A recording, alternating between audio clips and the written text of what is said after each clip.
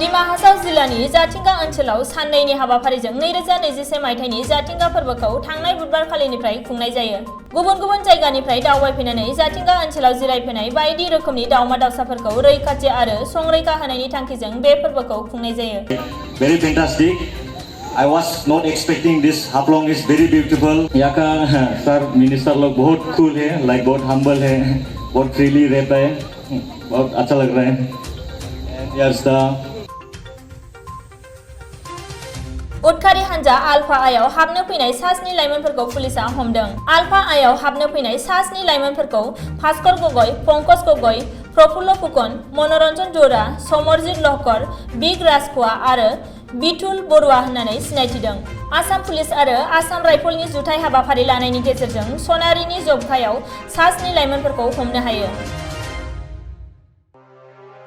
Gossaigaon BEd फरायसालिमानि बानजायनायाव सुबुं माहारिनि देहाखौ गोग्गो लाखिनो आरो मोनसे गोग्गो समाज दानायनि थांखिजों लाइमोनफोरखौ फरायनायाव गोसो होहोनो आरो फेग्रा मुवा बेसाद जानायनिफ्राय गोजानाव लाखिनो मोनसे समाज फोसाबलु हाबाफारिजों लोगोसे बाइक रेली हाबाफारिखौबो लानाय जायो।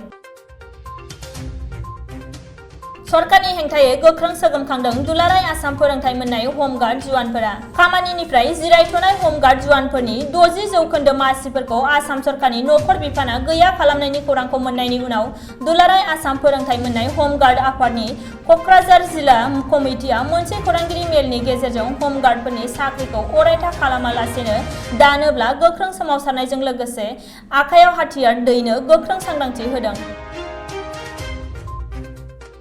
गथ'सा आरो बिमाया थोजासे फिस मोननो हानायनि थांखिजों भारत सरकारा सेप्तेम्बर दाननि 1 अक्ट'निफ्राय जागायजेननाय पोषण दानआ दिनै थुंगेफैबाय।